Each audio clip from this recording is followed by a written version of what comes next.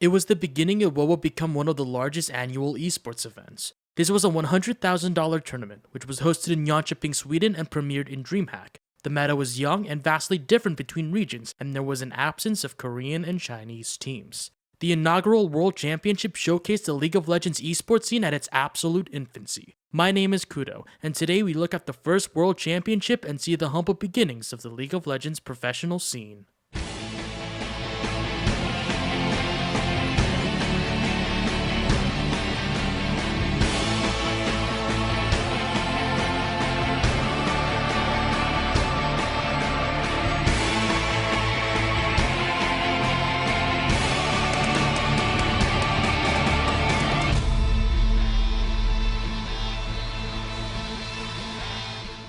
On June 18, 2011, 8 of the best teams in the world, 3 from North America, 3 from Europe, and 2 from Asia, gathered in Sweden for a 3-day tournament hosted by Riot. Representing North America was Team Solo Mid, Counterlogic Gaming, and Epic Gamer. Representing Europe was Against All Authority, Fnatic, and Game DE. Finally, representing Asia was Team Pacific from the Philippines and Team Zan from Singapore. These teams were separated into 2 groups. Group A with Against All Authority, Fnatic, Epic, and Pacific, and Group B with TSM, CLG, Game DE, and Zan. The day began with Against All Authority versus Epic Gamer. Epic's roster consisted of Dyrus and Salsi in the solo lanes, Dan Din in the jungle, Westrice as ranged damage dealer, and Doublelift on support. Against All Authority's roster was Soaz and Moma in the solo lane, Linak in the jungle, and Yellowstar and Kuja in the bottom lane. Champion Select began with bans to Akali and Rumble. Akali because it was Westrice's main and solo queue with 742 ranked games played on her before the tournament, and Rumble because he was 2 months old and was played so often in the European meta that North America did not want to deal with him.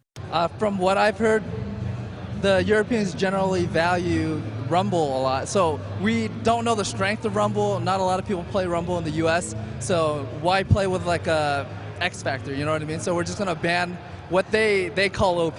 The rest of the bans, Twisted Fate, Nunu, Nidalee, and Vladimir, are all meta bans and will be seen throughout the tournament. Both team compositions share similar qualities, with tanky top laners, AP mages in the mid lane, and range carry and support in the bottom lane. However, this is because North America recently adopted this meta from Europe, which has been their standard for the past year. One thing to note is Dyrus' pickup of Singed, which excited Freak. For Epic Gaming, Westrice is one of those ranged AD players. Now, Dyrus has been known to play AD as well. I have seen these guys run double damage. Ooh. Oh, this is great. They're going to grab Singed. I'm fanboying. People are clapping out in the back who know. Dyrus is like the North American famous Singed player. This is great. I'm super happy to see Dyrus going to be on Singed. Westrice and Dyrus are going to swap. I'm sorry, I'm just having a fanboy moment right now. This is great. This is going to be hilarious. That's all I can say. In terms of quality of play displayed in this tournament, it's best described by the first gank of Worlds, a level 1 Warwick gank bot lane after Epic gave Westrice red buff. Oh, they're coming on to Misfortune, and she doesn't know. Here they come. They're trying to get into range. Warwick going to jump around the side. There's the flash and the exhaust. He's going to flash across the wall, but Warwick is waiting for him. Can they get enough damage? Misfortune is running away as much as she can, but catches the heal from Soraka. Dandin will make it out, and she's going to be okay, but already that is flash wasted, exhaust down as well, but I'll take an exhaust to waste a flash. That's really good for them right now. So that's a good open for Epic right here. The level 1 strategies displayed in this tournament were very different to one another. Some teams made sure they stick together so that they don't get caught out by an invasion. Because of the Clairvoyance summoner spell that all supports wielded, the vision of the junglers and jungle camps were easily obtainable, as well as level 1 strategies and pathing. All a support has to do is Clairvoyance an opponent's blue or red buff at 145 to see where their jungler is or if an invasion occurred. The game ends and Epic Gamer is victorious. When Kuja was interviewed, he revealed a significant hardware problem that Against All Authority suffered. We had also a little hardware problem. One player was totally cut off sound from us, so that was really hard. We'll definitely correct that for next games. Yes, during the entire game, Soaz was cut off from any communication between him and his team. The next game was Fnatic versus Team Pacific. Fnatic's roster consisted of Xpeke, Xushe, Cyanide, Lamia, and Melisson. Unfortunately, Fnatic was handicapped for not only this game, but for all of group stage matches. Xpeke missed his connecting flight to Sweden. And we're missing Xpia. Yeah, XP, it's a sad story. Yesterday he was going to arrive by plane. He had 3 flights to catch, and his second flight was delayed, so he couldn't catch the other one. And he basically spent the night at the terminal, and he can't come here today. He's gonna like only arrive in the afternoon when the group stage matches are gonna be over, so we kind of lack our star Spanish player. So they're missing their star player. Failer will take over Xpeke's position for all of group stage. Not only that, but Fnatic was unable to prepare as a team because the European servers were down. And what did you do to prepare for this match? Because the servers were kind of failing on the Europe side, so we had to practice individually in the solo queue. Like Lamia was duo queuing with Melisande to practice their bottom lane, and me, Pekka, and Cyanide were practicing our champions in solo queue as well. Despite these disadvantages, Fnatic was still able to take the win against Team Pacific. One thing to note was Xuxie's AP Alistar and how very dominant it was throughout the game. We're going to see Alistar totally pushing down on Karthus right now. Does he have enough to get a headbutt down? He can still get to it and stop it. If it ends at the headbutt, and there it is, he is able to get a Xuxie taking down Karthus. He's doing really, really well for himself. Oh wow, the damage output coming from Alistar. Flash away from Karthus, caught in the pool and ultimate. Vi going down as Garen, and it looks like Gibo may go down as well. The Karthus ultimate coming out, but so much damage being done, it's really not going to negate that. Fnatic also had a double AP solo lane team composition with Alistar and Malzahar. This type of composition was commonly seen throughout the tournament. Team Pacific ran the same thing with Twisted Fate and Karthus. However, in the bottom lane, they ran the very dominant duo combination of Garen and Taric. This duo bot lane was menacing because of the spell combination each champion poses, with Taric being able to zone with a stun and Garen able to follow up with a silence and spin his way to a kill. Real aggressive gank on this one. He may just come out for lane presence. Bottom lane, wow, so much damage for the Janna, and he takes Janna down, wow. Oh, a flash in from Corki. Will Corki be able to get damage in? Yes, he has the damage output for Garen. Garen goes down as well. We skip ahead to the last game of Group A, Epic versus Fnatic. Before this match and every other game in this tournament, the commentators talked a lot about giveaways and fun things to do at the Riot booth at DreamHack, specifically the Spin 2-Win wheel. You could win a free fist bump from a Rioter or a Demacia war cry. We will have a demonstration right here. 1, 2, 3, Demacia, okay?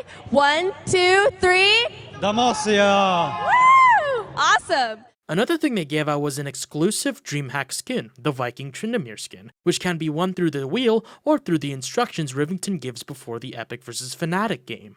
Where you can tweet at Riot Pendragon and pound esports and pound League of Legends. So that's at Riot Pendragon, and also add pound esports and pound League of Legends.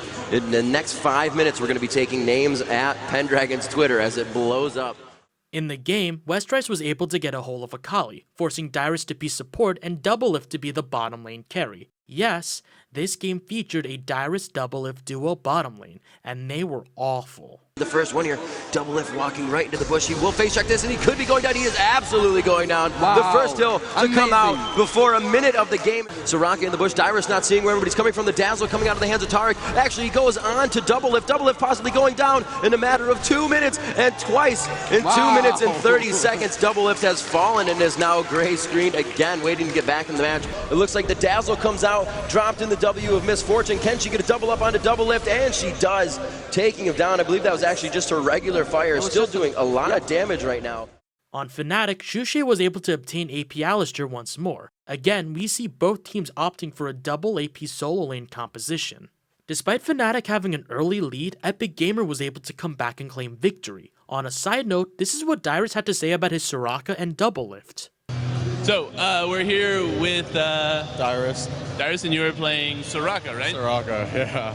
Yeah, why are you shaking your head no? I'm not a Soraka player at all. From the qualifiers, you know that I'm probably the worst Soraka player in the world. That was a tough game to play as someone's pretty squishy, huh? Yeah, Doublelift, oh my god. Every day, man. He carries me sometimes, but we tell him not to face check it at level 1. We got dominated at level 1. In the end of Group A, Epic Gamer was first place with 3 wins and 0 losses, and Against All Authority and Fnatic advanced to the relegation stage of the tournament. Team Pacific suffered elimination. Group B began with a major upset. Team Solo Mid, which was consisted of Rainman, Odd1, Reginald, Chaos, and Xpecial, was defeated by Singapore's Zan. Zan ran AP Mordekaiser and cheesed their way to victory. However, the game was not broadcasted because it was played at the same exact time as Gamed vs CLG. Gamed had Kevin and Rake as solo laners, Xylor in the jungle, and Candy Panda and Nif in the bottom lane. CLG had Hotshot GG, Saint Vicious, Big Fat LP, Elements, and Chowster. Gamed ran Jungle Alistair, which was pretty effective in the early game. Oh, here he comes from across the map, though, from behind the turret. There's going to be a knock-up on a Big Fat LP. He's going to take a ton of damage. There's first blood picked up by Corky. Now moving on to Sony, takes a rocket to the face, but does not quite pick up that kill. 90 health left. Great play by Alistair. Jumps over the wall, pops the ultimate in the face of that turret, and just jumps in there, doing a ton of damage. No flash required. Onto Big Fat LP, and they will take him down. It is Candy Panda again, who goes 2-0 up, and has now gone over the 100 creep kill mark, by the way. However, CLG won this bout when they turned around and claimed victory with the first Baron fight. Gamed vs Zan happened afterwards. Gamed unsurprisingly took the victory, however, this awkward technical difficulty took place during the match. And he is going to walk by. Looks like we have somewhat of a freeze up, possibly. It looks like Zan is not moving at this point in time. We'll have to see if anything happens. No, bottom is moving, so possibly not there. Could have just been a quick desync.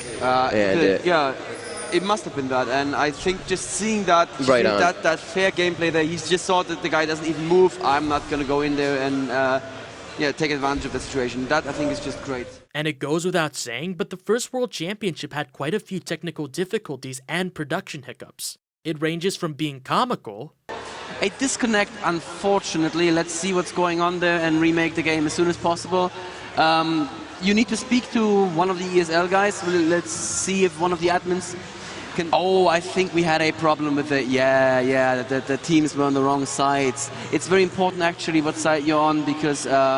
to significantly affecting gameplay, such as Soaz unable to hear the team communications and the inability to adjust appropriately to the computers at the tournament, which was Team Pacific's issue earlier in the day. And then it just seemed like things kind of went downhill for you.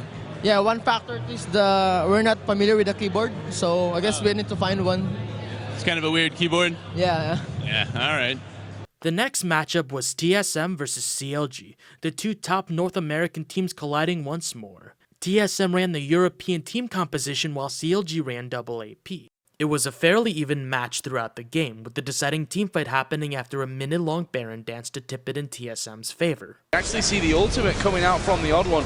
Nice little bit of engage, but actually Warwick jumped in there. He's going to ulti onto Reginald. Is Reginald going to survive? Certainly looks that way. Warwick will go down. There goes the engage over at the other side. Element's trying to move away. Out comes Rainman, actually. Will flash himself over there to get into a fighting position.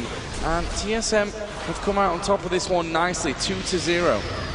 Even back in Season 1, the rivalry between these two teams were strong and pride was on the line. What were you thinking going into that match? You know, you guys know the other team pretty well. What were your thoughts on that? Well, every single time we play CLG, it's like a rivalry, and we always try our hardest. Like, the problem we have with other teams is we take them too lightly, but whenever it's CLG, there's always pride on the line, there's everything on the line, and we've been a rivaling team for so long that when we go and play them, it's always going to be our best. The last game of the night was TSM versus Gamed, and once again, TSM outclasses the double AP composition Gamed ran. Even Rake noted that in their defeat interview that having a tank such as Singed made a huge difference because double AP was unable to kill him. At the end of Group B, TSM takes first place, CLG takes second, and Gamed takes third. Zan was eliminated from the tournament. On an interesting note, both Din brothers took first place in each group. At the end of the day, the OWN TV Broadcaster Worlds had over 950,000 viewers, which exceeded expectations. Day 1 of the inaugural World Championship was a major success. In my next video, we will discuss the relegation stage of Day 2 and the finals. My name is Kudo, and thank you for watching.